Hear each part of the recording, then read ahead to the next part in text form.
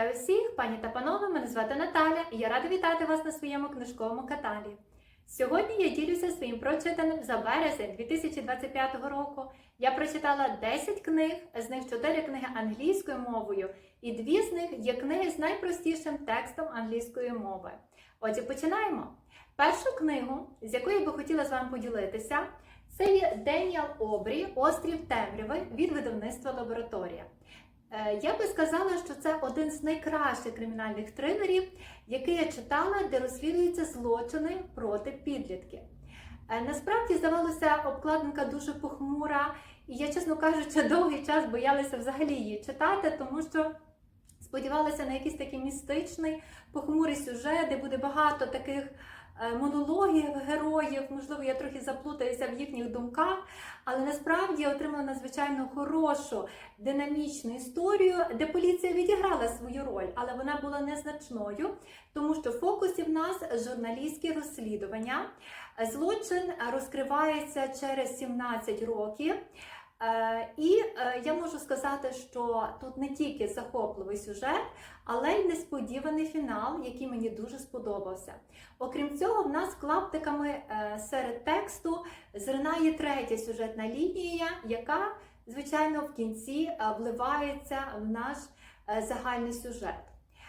Я можу назвати тільки один недолік цієї книги. Попри те, що книга дуже динамічна, напружена, сповнена інтриги до останньої сторінки, тут часто герої вдаються до нецензурної лайки.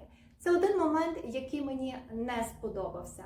А так, в цілому, трилер дуже захопливий і я його рекомендую. Наступна книга, яку я прочитала, це є Діана Чемберлен «Останній дім на вулиці» від видавництва КСД. Це вже, наскільки я розумію, третій роман письменниці, перекладений українською мовою.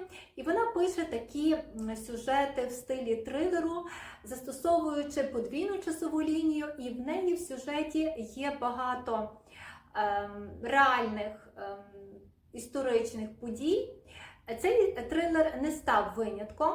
Він нам багато розповідає про громадянські права людини, про захист прав темношкірих людей, особливо їхнє право на голосу. Багато йдеться про боротьбу з расизмом. І цікаво, що в центрі фокусі всього цього виступає звичайна американська молодь, яка вирішила проміняти своє захопливе, веселе літо на гарну, цікаву справу, доєднаючись, власне, до такого демократичного протесту.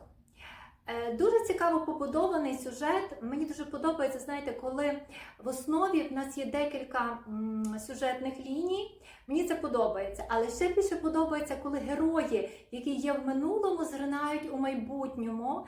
І ми бачимо, як склалося їхнє життя, як склалися їхні долі і як їхні вчинки минулого впливають на їхнє майбутнє.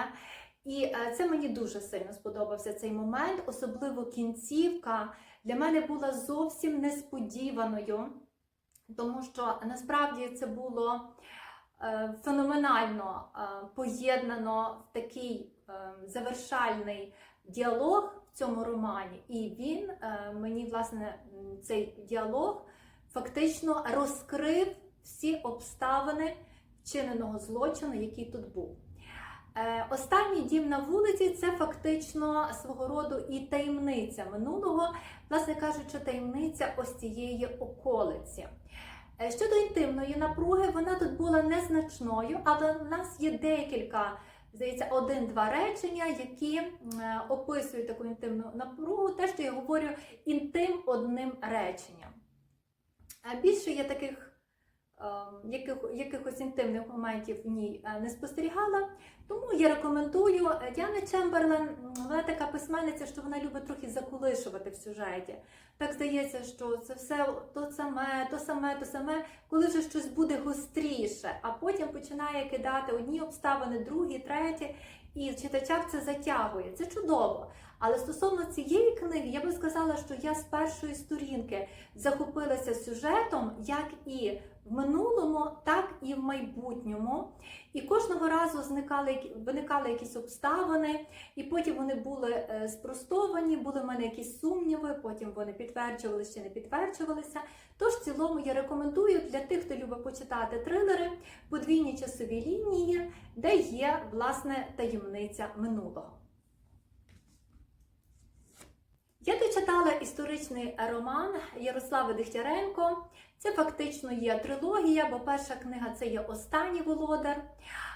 Але в цілому це можна розглядати як дилогію про Галицько-Волинське князівство. Це є пригодницько-історичний роман. Тут є сильна і цікава любовна лінія. Я навіть би сказала декілька любовних ліній, за якими цікаво спостерігати. Письменниця дуже багато уваги зосереджує на історичних деталях. В неї є і історичний коментар, і окремі власне, зауваження до тексту, підтексту, де ми можемо побачити дуже цікаву історичну довідку. Тобто перед нами фактично такий цікавий, багатогранний, я не побоюсь того слова в лапках, підручник історії України, тому що дійсно події настільки запам'ятовуються, так як вони описані у долях цих людей. А в нас тут фактично є дві основні лінії. Це наші головні герої Дмитро і Ксенія. Ми за ними спостерігаємо ще з першої частини «Останній володар», але вона тут така дуже авантюрна, пригодницька. І навіть хто не читав цей роман, можна почитати першу частину дилогії, і навіть в другій повторюються події «Останнього володару». Тому, власне, дійсно говорити про ці дві частини як дилогію, напевно, буде варто, і можна читати їх самостійно, відокремлюючи від «Останнього володару». Я була захоплена сюжетом, мені друга частина сподобалася набагато більше. Це є 1349, здається, 1350-ті роки, коли на Галицьке-Волинське князівство, верніше на його землі, зазіхав польський король Казимир. Тут багато йдеться про дипломатію відносин, тут багато йдеться про арену політичної війни, радше, ніж про битви. Але тут є дуже гарно описана облога Белза, про те, наскільки, власне, віра людей відіграла тут свою роль у цьому, як вони зверталися до Бога, молилися. В цій книзі, на мій погляд, ще більше проявляється християнський контент, як і в першій частині, що свідчить про те, що вже добре вкорінилися, власне, християнські традиції у життя українців того часу. Багато описується суспільно-політичний лад. Тут є невелика інтимна напруга, до речі, такий момент, якби їх застукали, знаєте, і воно так трошки так описано, ну ми розуміємо, про що йдеться. Але в цілому сюжет видався дуже цікавим, захопливим, неймовірно сподобалося, власне, як розгортався сюжет, була трохи авантюра, багато пригод, небезпеки. І, звичайно, романи цієї письменниці для мене є одні з найбільш улюблених в цьому жанрі, такого пригодницького історичного роману. Тому я дуже вам його теж рекомендую. Переходячи до теми фентезі, знаєте, коли дуже хочеться заглибитися в цей світ казок, а власне переді мною перша частина «Місячних хронік», і це фактично є ретелинг казки «Попелюшка», тобто такий своєрідний її переказ, але в дуже такій цікавій атмосфері. Тут йдеться про східний хай-тек, Нью-Пекін місто, так, з хмарочосами, з летимобілями, з різними сучасними технологіями, роботами, кіборгами. Наша головна героїня кіборг, їй 16 років, і в неї буде романтика з принцем. Друге, тут можу сказати, що ця книга Вона мені сподобалася, хоча я їй поставила 4,5 зірок, тому що вона дуже багато уваги, письменниця Маріса Май, приділила в цій темі медицині, пошуку хворіб від смертельно небезпечної недуги, яка була пандемією у цілому світі. Дуже багато йшлося про неприємні описи наслідків цієї хвороби, медичні експерименти над людьми. Ну і зрозуміло, оскільки це роман від 10 років, треба зважати, напевно, на такі теми, що не кожен підліток захоче це читати. Я би не сказала, що це є ромком, я би не сказала, що це є весела пригода. Навпаки, це свого роду в певній мірі така книга, яка розповідає про дійсно любов, милосердя, пожертву. І так само окремо треба виділити, напевно, світобудову. Вона досить така тут проста. У нас є країни землі, які об'єднуються в альянс, щоб захистити себе від зовнішніх загроз, а передусім від місячної держави, королева якої вже давно хоче захопити землю. Тому поряд із медичною темою тут у нас так само є певний такий пошук шляхів, як знайти, як отримати компроміс з цією місячною королевою, бо вона хоче одружитися на принцеві. Або ж, можливо, знайти якісь інші шляхи, щоб уникнути цієї загрози, тому що в книжці йдеться про те, що місячна держава збирає дуже велике потужне військо, так, і земляни не знають, як з ним справитись. Фентезі-елементи. Як такої, якоїсь фентезі, таких, знаєте, якоїсь такої магії, доброї чи поганої, чи темної, я не знайшла. Все, що можу сказати, це про те, що окремі люди володіють, власне, напевно, здатністю до гіпнозу інших людей. Тобто вміють за допомогою такої ілюзії переконати людей в тому, що щось відбувається, але насправді відбувається щось зовсім інше. Тобто в певній мірі впливати на їхні думки та вчинки. Це є тільки перша частина, і вона закінчується таким чином, що одразу хочеться перейти до продовження. Тому я можу сказати, що вона обов'язково потрібно зразу продовжувати знайомитися з цією історією, тому що вона наразі є незавершеною. Ще одне підліткове фентезі. Це в нас є Дженніфер Нільсен «Фальшивий принц». До речі, і Сіндер, і «Фальшивий принц» є видавництва «Ранок». І я хочу сказати, що ця книга мені надзвичайно сильно сподобалася. Вона є динамічно, захопливою, особливо, напевно, вона сподобається хлопцям, тому що тут основні герої підлітки, яким приблизно 15 років і які втягнуті в досить таку серйозну аферу, в основі якої, власне, зробити так, щоб хтось один з них став принцем. Тобто, по суті, в цій книзі розповідається про таке суперництво між цими хлопчаками для того, щоб заволодіти престолом. Хлопці ці сиротинця, і абсолютно треба вчити їх і етикету, і верхової їзди, і бої на мечах, тобто усього, що має потребувати принц. Тут дуже гарно описана світобудова. По-перше, надзвичайно гарна карта. В основі в нас є Картія, королівство Картії і сусідні королівства, тобто фактично така тематика союзні держави-вороги. І ще в нас зринають, до речі, пірати, хоча їхню роль я не буду розкривати у цьому романі. Я вже почала читати продовження і можу сказати, що тут може виникнути дуже цікава з ними сюжетна лінія, бо поки що їхні правдиві наміри мені є незрозуміле. Це є середньовічне казкове фентезі.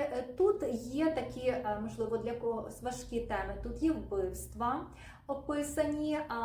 описані побиття, тобто фізичне насильство, знову ж таки ножові поранення, але графічних описів, оскільки, знову ж таки, сюжет адаптований для дітей від 10 років, тут немає. Власне, на це, напевно, треба зважати. Читається він дуже легко. По-перше, шрифт надзвичайно вдало адаптований і дуже легко сприймається надрукований текст.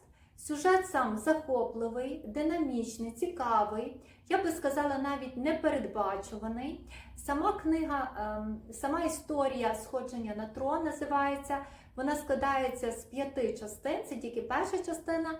Я вже перейшла до другої частини і сюжет розкривається далі, багато з'являється несподіванок. Зазначу, що тут є легенька така романтична лінія, але вона поки що тільки розвивається, тому багато тут не буде йтися, жодних якихось такої романтичної напруги тут немає. Але я рекомендую, мені сподобалося, цікаво читати, щось таке динамічне, цікаве, захоплююче, воно завжди відгукується і завжди, власне, тебе так розвантажує після серйозних книг. Наступна книга українською мовою. Я її читала в електронному варіанті. Це є Джоджо Моїс «Червоні лубутени». Сама назва вже знову ж таки спонукає нас, що йдеться, власне, про взуття, яке, ну, я би так сказала, не робить кіпішу в цій історії. Воно радикально, ці червоні лубутени, змінять долю окремих людей, а саме 2 жінок в першу чергу. Їм більше 40 років, кожного з цієї жінки склалася своя доля, свої обставини. Тут йдеться навіть про такі прірви між багатими і бідними. В цілому історія непогана. Ну, по-перше, тут багато таких, я би сказала, дорослих тем, на які треба зважати. Не кожному сподобаються ті вислови, які там є. Для мене багато з них були неприйнятними. Тут немає сцен 18+, але інтимної напруги, такої некомфортного для мене читання, вистачало. Це є ромком в певній мірі. І так, романтичних кумедних історій тут теж було достатньо, але книга, на мій погляд, була дуже затягнутою. Я читала Джоджо Моїс багато романів інших, історичного плану в першу чергу, але цей радикально відрізняється. Мабуть, вона хотіла створити якусь таку історію, спробувати себе в зовсім іншому напрямку, в зовсім іншому жанрі. Можливо, їй це вдалося, так? Але мені не зовсім це відгукнулося. По-перше, 400 сторінок, ну хоча б до 300 скоротити, було багато повторів. Знову ж таки, сюжет трохи був передбачуваний. Кінцівка мені надзвичайно сподобалася. Дуже було так авантюрно, кмітливо, цікаво. І, ну, як жінка, я сприйняла цей хід дуже позитивно. Так?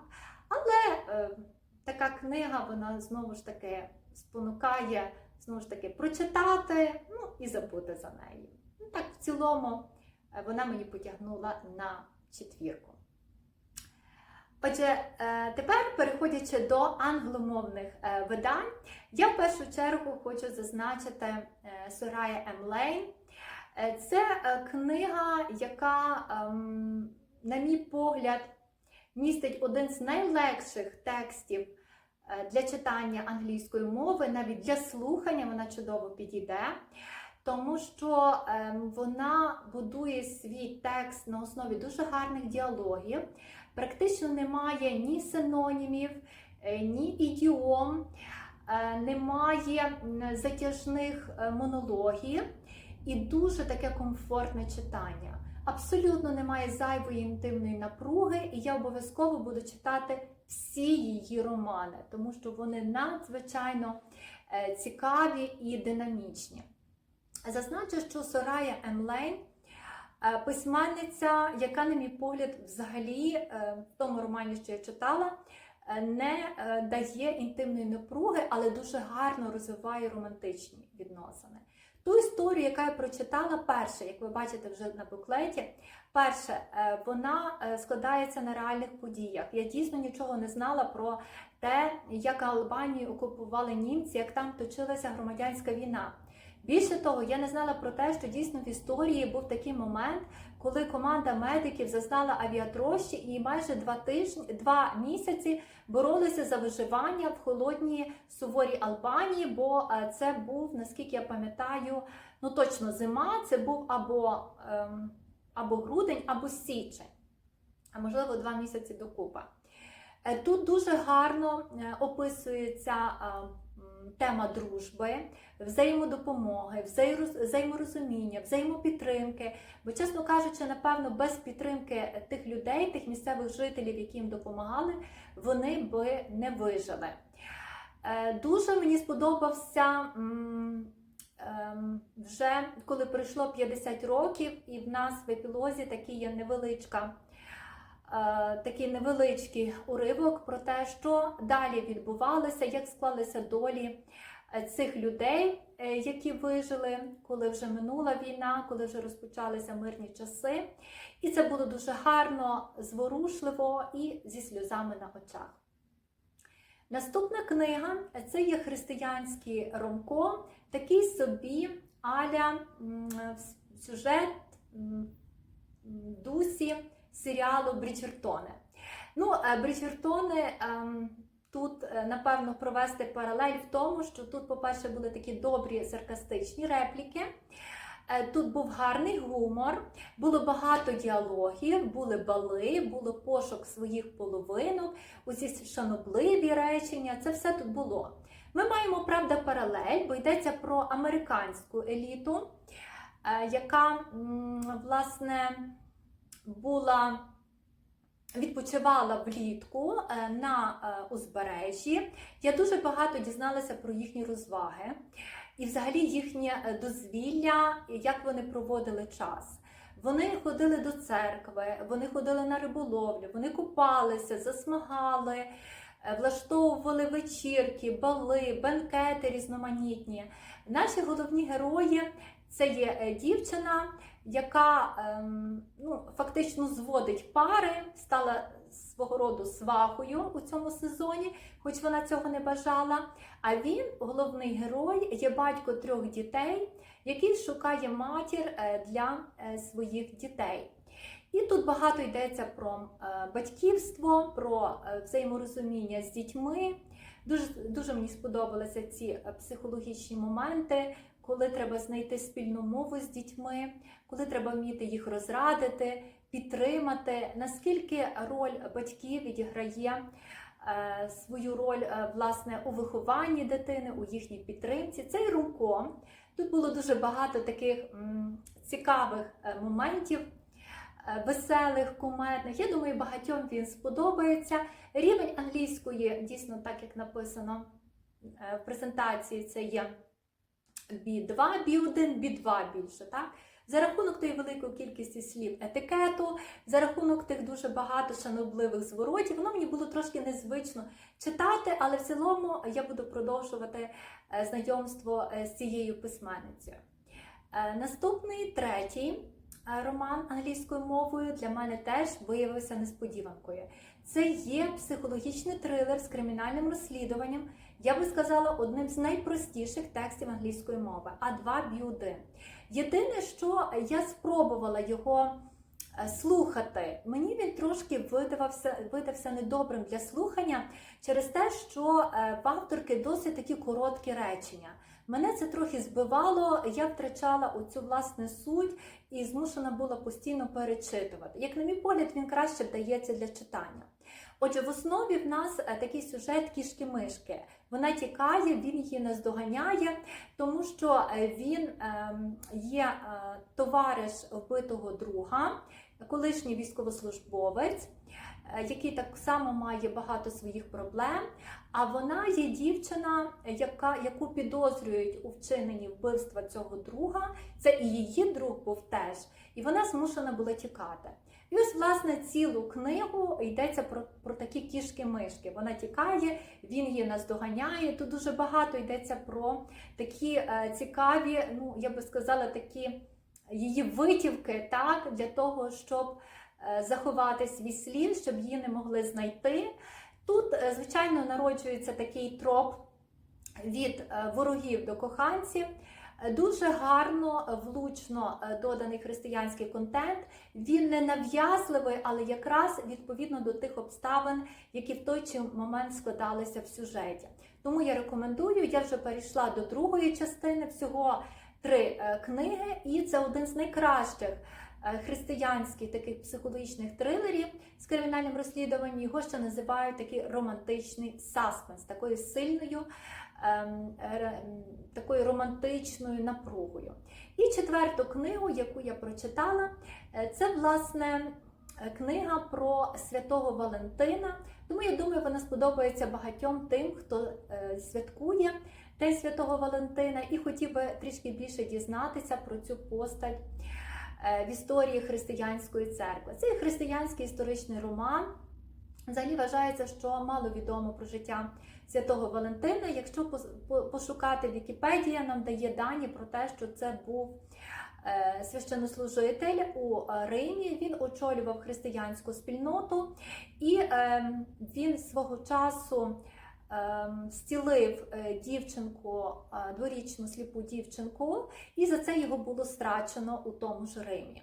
Сюжет, який художня задумка авторки, вона, власне, була трішки іншою, тому що вона нам говорить про те, що, перш за все, напевно, хотіла передати таку романтичну історію, власне, кохання сліпої красуні та юнака Валентина. Сюжет дуже цікаво побудований, тому що Валентин – шанований юнак з шанованої сім'ї, який працює в нотаріальній конторі і посвідчує шлюбні договори. І коли імператор тогочасний видає указ, що не можна одружуватися, то він вирішує таємно допомогти у цьому парам. Дуже щемливий сюжет, звичайно, тут і сумна історія, тому що Валентин був страчений у Римі, і остання його зустріч з цією дівчиною, яка була зцілена через його молитви і повернена, і вона стала християнкою, була дуже зворушливою, я просто проливала сльози. Звичайно, мені дуже сподобалося, як авторка завернула сюжет у майбутнє і як склалася доля інших героїв цієї історії. Тут дуже багато йдеться про суспільно-політичний лад тогочасного Риму, а це було десь 300 років після 300 років десь нового століття. Християн в той час переслідували, але якась така дуже сильний рівень переслідування ще не було. Тоді так трошки це все заспокоїлося. Вони збиралися невеликими спільнотами. Тут багато йдеться про суспільно-політичний устрій. Роман дуже атмосферний. Тут описуються будівлі, описується буденне життя як християн, так і взагалі в цілому мешканців Риму. І звичайно, можу сказати, що текст не видається через це легким, він десь B1, B2, але він має сподобатися багатьом, і я б взагалі сказала, що він заслуговує на екранізацію. Ось таким в мене видався книжковий березень. Я дуже дякую всім за увагу. Ви знаєте, це вже друге моє відео, що я записала на Ютубі, і воно вже, знаєте, в мене вже трошки оце хвилювання поступово зникає, починаєш себе адаптувати до камери. В першу чергу я хотіла би подякувати вам за те, що додивилися це відео. Якщо вам сподобалися якісь книги, то пишіть в коментарях, чи б хотіли ви їх прочитати, чи, можливо, вже щось читали, або порадити мені, що цікавого почитати. Я обов'язково перегляну ці коментарі, мені буде дуже приємно. Мені б дуже попросила вас про підписку, лайк і щось написати в коментарі, бо це, власне, речі, які розвивають мій канал. І я хочу, власне, побажати вам, щоб вже в квітні ви знайшли собі книги, які ви захотіли прочитати з задоволенням, і щоб наступний квітень місяць був для вас книжково, продуктивне. Я ще раз вам дякую за увагу. До побачення!